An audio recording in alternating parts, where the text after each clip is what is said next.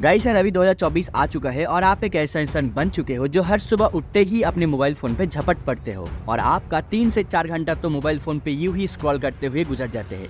और आप जब ये बेहुदा स्क्रॉलिंग बंद करते हो तब आपको खुद के ऊपर ही घिन आता है इस बात पर कि आज भी आपने अपना कीमती समय बर्बाद कर दिया है। तो सच में अगर आप ऐसा करते हो तो ये वीडियो आपके लिए ही बनाया गया है, क्योंकि आज की इस वीडियो में मैं आपको इस प्रॉब्लम की सॉल्यूशन के बारे में बताने वाला हूँ जो इस न्यू ईयर में आपकी 99% प्रॉब्लम को सॉल्व कर देगा। तो guys without wasting your time any more, चलिए आज की इस प्रॉब्लम सॉल्विंग वीडियो की कार्यक्रम को जल्दी से स्टार्ट करते हैं। अप्रैल 2020 से लेकर अगस्त 2023 तक भारत में इंटरनेट यूज करने वाले 1 लाख लोगों की डाटा को सेपियंस लैब्स इंटर ने बारीकी से स्टडी किया और इस स्टडी के बाद उनको जो मिला वो दिल दहला देने वाली बात थी। उन्होंने अपनी स्टेटमेंट में the mental state of India में क्लियरली ये बात बताया है कि हम इंडियन यूथ के पास दुनिया भर की ज्ञान तो भरा पड़ा है, लेकिन उसके बावजूद भी आज तक हमने टाटा या फिर बिरला जैसे $बिलियन कंपनी बना नहीं पाए। जैसे कि अगर रियलिटी को कंपेयर करें तो अगर हम यूएसए की बात करें तो उसकी पॉपुलेशन सिर्फ 33 करोड़ की है, लेकिन फिर भी हर साल दुनिया में सबसे ज्यादा बिलियनियर्स अमेरिका से ही निकल के आ रहे हैं। और वहीं पे अगर इंडिया की बात किया जाए तो इंडिया की पॉपुलेशन है 140 करोड़ की, लेकिन फिर भी हर साल इंडिया से 160 या फिर 169 बिलियनियर्स निकल के आ रहे हैं। उल्टा हमारे पास दुनिया भर की ज्ञान होने के बावजूद भी हमारी जो यूथ है वो मेंटल स्ट्रेस से गुजर रहे हैं, या फिर आप कह सकते हो कि मेंटल हेल्थ प्रॉब्लम से गुजर रहे हैं। और ये बात हम सभी के लिए बहुत ही शर्मनाक है। यहाँ तक कि सिचुएशन इतना खराब हो चुका है कि कुछ एक्स्ट्राऑर्डिनरी करने की बात तो छोड़ो, ये लोग अपनी रोजमर्रा की जिंदगी में फोकस नहीं कर पा रहे हैं। और ये सभी बातें जो मैं कह रहा हूँ वो मेरी ख्यालों की बातें नहीं है, ये सभी रिसर्च में पाया गया है और लाखों लोग हर रोज ऐसी जिंदगी गुजार रहे हैं। और इससे भी बदतर चीज क्या है पता है आपको? वो लोग सालों से एक ही जगह पे पड़े हुए हैं, ना ही वो वहाँ से आगे बढ़ पा रहे हैं और ना ही उनकी कोई ग्रोथ हो रही है। अभी सबसे बड़ा सवाल है ऐसे सिचुएशन में करे तो क्या करें, कैसे हम इस चक्रव्यूह से बाहर निकल सकते हैं।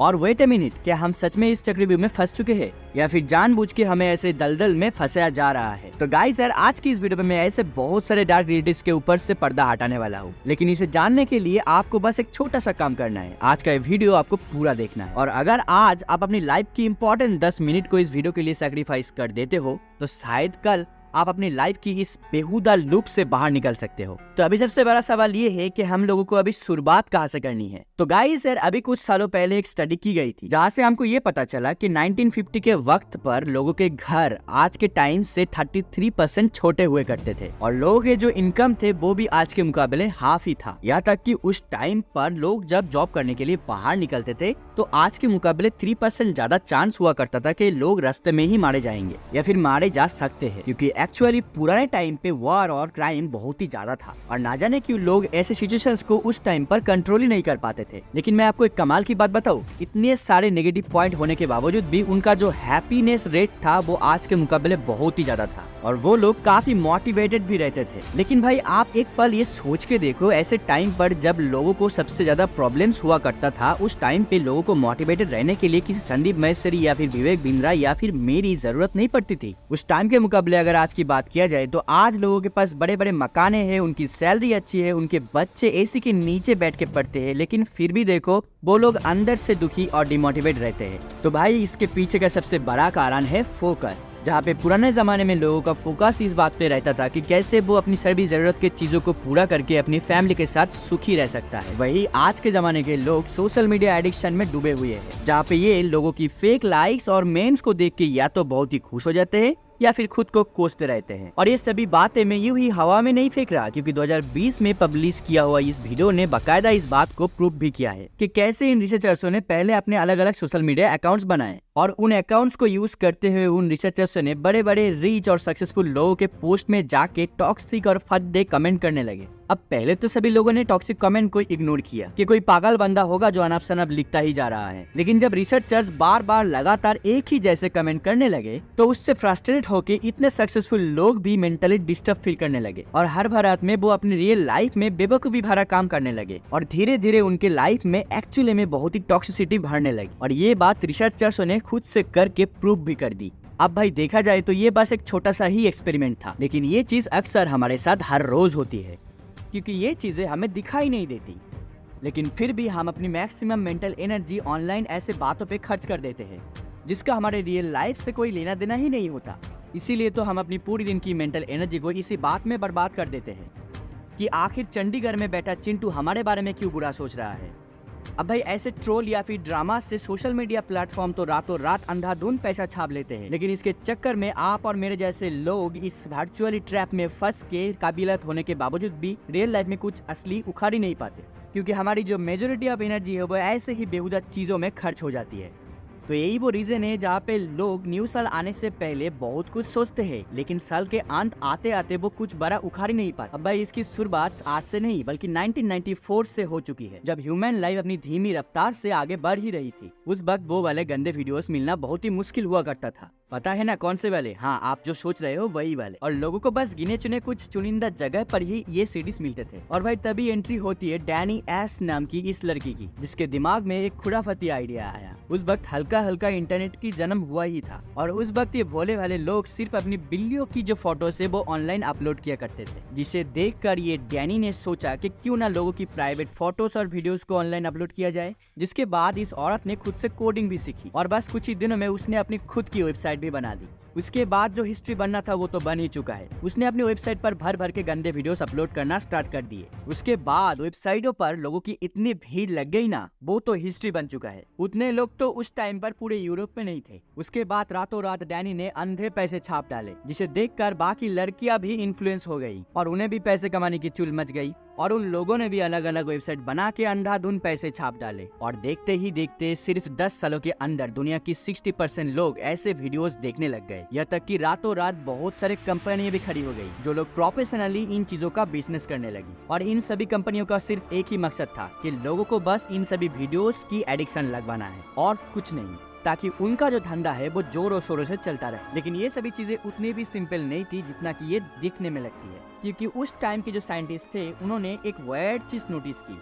उन्होंने ये बात क्लियरली बताया है कि ऐसे वीडियोस जो लोग बहुत ज्यादा देखते हैं उनके अंदर मेंटल स्ट्रेस और हेल्थ प्रॉब्लम बहुत रैपिडली बढ़ने लगता है, जिसके वजह से लोग ना ही अपने काम पे फोकस कर पा रहे थे और ना ही अपनी लाइफ में कुछ एक्स्ट्राऑर्डिनरी उखाड़ पा रहे थे। उसके वजह वो अपने पूरा दिन फालतू की चीजें करने में बर्बाद कर देते थे, और इसी चक्कर में क्राइम रेट भी बहुत ज्यादा बढ़ने लगा था, क्योंकि वैसे वाले वीडियोस देखने से ना ही लोगों का डोपामिन रिसेप्टर खराब होने लगे थे, बल्कि ऐसे वीडियोस देखने से लोगों का जो ब्रेन का साइज है वो भी छोटा होने लगा। और भाई आपको तो पता है आज ये चीज हद से ज्यादा बढ़ चुकी है, और इसीलिए साल शुरू होने से पहले ही आज की युवाओं के पास उनका पूरा रोड मैप तो होता है, लेकिन इसके बावजूद भी साल के अंत आते आते वो कुछ बड़ा उखाड़ ही नहीं पाते। अब देखो गाइस, एक्चुअली में ये साइकिल कुछ इस तरह से काम करता है। जैसे कि आपने ये चीज तो जरूर नोटिस किया होगा कि जब आप रोबोट की तरह घंटों सोशल मीडिया पे स्क्रॉल करते रहते हो, और जब आप अचानक इस स्क्रॉलिंग को बंद कर देते हो, तब आपको खुद के ऊपर ये घिन आता है कि यार ये मैंने क्या कर दिया। आज भी मैंने अपना पूरा दिन यूं ही वेस्ट कर दिया। जो काम और पढ़ाई मुझे करनी थी वो भी मैं नहीं कर पाया। और इन सभी चीजों को फील करते हुए आपको अंदर से एक भयंकर लेवल की पछतावा होने लगता है, और आपको एक तरीके से अंदर से दुख महसूस होने लगता है। और अगर रियलिटी में देखा जाए तो आपको ये दुख इसलिए महसूस होता है क्योंकि ये बात आपकी अंतरात्मा को भी पता होता है कि अगर आप अपने सभी अधूरे काम को पूरा कर लेंगे तभी आपको मन से खुशी मिलेगी, वरना तो नहीं मिलने वाली। लेकिन इसके बजाय इस दुख को दूर करने के लिए भी हम मोबाइल फोन्स का यूज करते रहते हैं और बाहर जाके जंक फूड खा लेते हैं, यानी कि बाहरी रूप से हम खुद को खुश करने की कोशिश करते हैं। और हमारी इसी वीकनेस को इस्तेमाल करके कुछ चालाक लोग हमें इनका एडिक्शन बना देते हैं, और हम गरीब होते जाते हैं और वो लोग अंधाधुंध पैसे छापते रहते हैं। लेकिन जैसे ही ये टेम्पररी हैप्पीनेस खत्म हो जाता है, उसके बाद ही हम फिर से दुख में पड़ जाते हैं। और आपको शायद पता चल गया होगा कि दुनिया के कुछ ऐसे ही चालाक लोग बैठे हुए हैं हमको इसी तरह के एडिक्शन लगवाने के लिए,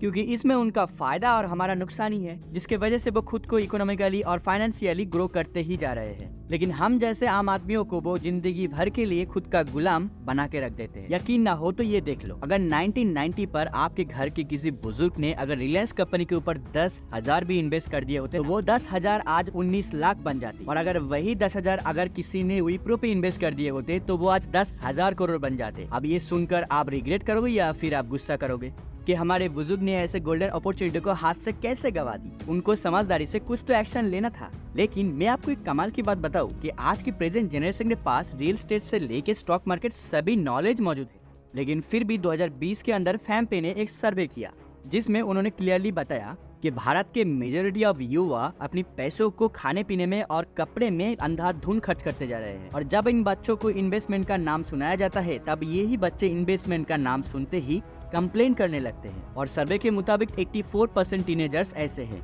इन्हें ऑनलाइन शॉपिंग करना बहुत ही पसंद है और वो हर दूसरे दिन एप्पल, ज़ारा और नाइकी जैसे ब्रांड पे हजारों खर्च कर देते हैं। यहाँ तक कि ये लोग अपनी 2-3 महीनों की पॉकेट मनी को एक ही झटके में खर्च कर देते हैं। लेकिन बात जब आती है इन्वेस्टमेंट की, तब ये नौजवान अपने आप को गरीब घर के बताते हैं, जबकि इनमें से ज्यादातर बच्चे हर महीने नेटफ्लिक्स का सब्सक्रिप्शन भी खरीदते हैं।